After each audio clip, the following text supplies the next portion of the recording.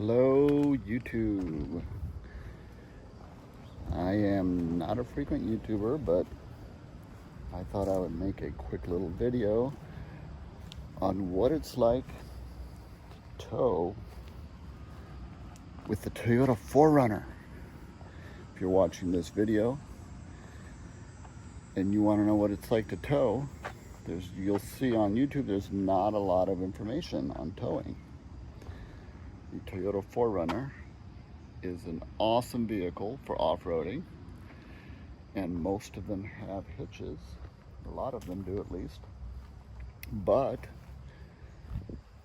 not many videos on YouTube that explain what it's like towing, because that's not really what they're for. But I'll tell you right now, I just towed 760 miles from Maryland to Michigan, the eastern shore of Michigan, the eastern shore of Maryland. Went from the beach to Michigan, 760 miles with a 6x12 U-Haul trailer, loaded down to the max. Now, before I did this, I'm a novice tower, for one. I don't know anything about towing, or I didn't know anything about towing. I tried to do all my due diligence and understand weight limits, understand how to properly load a trailer. There's a lot of videos on that, and how the surge brake works and how to properly hook it up to the back of your vehicle. But not a lot of information on how the Toyota 4Runner does. So first of all, this is a 2016 Toyota 4Runner. I just hit 99,000 miles on it. This is an amazing vehicle. I love it. It is so reliable. The Limited has a gorgeous interior. To be honest, it's kind of a soccer mom car, less than an off-roading vehicle, but I don't care. I like the interior, the luxury of the interior of the Limited. I love the trim. I love the look of it. But I do primarily see a lot of women driving this car because it has the 7 seats. It has the 2 seats in the trunk. I got it because I wanted something a little bit more rugged. I have a big dog. I have a Newfoundland 160-pound dog, and I wanted something bigger to carry my dog around with me. And I like the reliability of Toyota. If you have a 4Runner, you know that it has one of the most reliable engines, has one of the best transmissions in this space. I haven't had anything at all break down on this car, and I've had it a while. It looks good. It drives amazingly. It's my daily commute car. Doesn't do great on gas mileage, but that's okay. And it's a comfy ride. But this is my first time towing, and so I did. You probably know that it can tow about 5,000 pounds. At least that's what it says on the inside sticker. On the door frame, I did a lot of research on that, try to really understand and be careful not to like overload. But how do you really know how much weight you're towing? That was my conundrum. U-Haul will tell you. You can check with U-Haul and they will tell you. You tell them what your vehicle is and they'll say, yes, you can tow our biggest trailer, which is this 6x12. They have 2 sizes that are smaller than this, but I needed that amount of space, and I ended up using every inch of space. I was very careful to load heavy on the front, load lighter on the back, the 60-40 thing. But this trailer, this U-Haul trailer, has 2 axles, and it has this surge brake, which made me feel a lot more comfortable, because towing, braking is one of the big factors in towing. And if your vehicle has weight behind it and you try to stop, that weight behind you is going to make it difficult to stop. So that was a big factor in using this particular trailer. These smaller trailers do not have the surge brake on them. The largest one does. And that's why U-Haul will let you tow with this type of vehicle this amount of weight. Now, U-Haul tells you you can load about, I think, 4,000 pounds of weight, but the trailer itself already weighs 2,000 pounds, so you can really put about 2,000 pounds in here. I think that's correct, but do your research. Anyways, how do we do towing? First of all, the surge brake, you can really feel it behind you every time you brake. Not every time you brake, but when you really need to use your brakes, you can feel the surge brake kick in. It is really a great little thing, great useful thing. Another thing is that going from Maryland to Michigan, you have to drive through Pennsylvania, through the mountains of Pennsylvania, and it's a lot of uphill and it's a lot of downhill, and braking and having a good solid engine that can pull a lot of weight is important.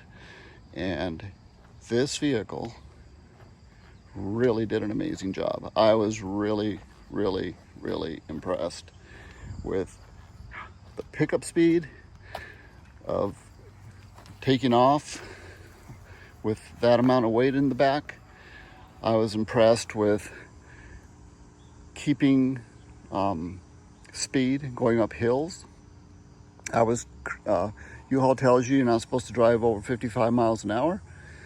They're not going to like this, but I was going 65 on average, sometimes 70, but I was trying to be a little bit careful and keep it around 65 most of the trip. Going down the freeway, going up the hills, you do tend to start to slow down a little bit. That's okay. But it would pretty much keep up. Just, people are respectful of people towing, and just stay over in the right lane as you're going up a hill, and your vehicle's going to slow down and maybe go down to like 60, but that's okay. People understand you're towing and they're nice about it. Just be respectful to them too, and stay in your lane. I did take measurements of, before I loaded the trailer, of the height of I wanted to see how much weight I was going to drop the back of the vehicle. It stayed pretty level, and it is loaded right now. I haven't even started unloading this trailer. I just got here yesterday evening, and I'm about to start unloading it, but I wanted to make a video beforehand. And the height from the ground to the edge of the fender right there was 36 inches, or 36 and a half before I started loading. And when I was done, it had dropped about 1.5 inches.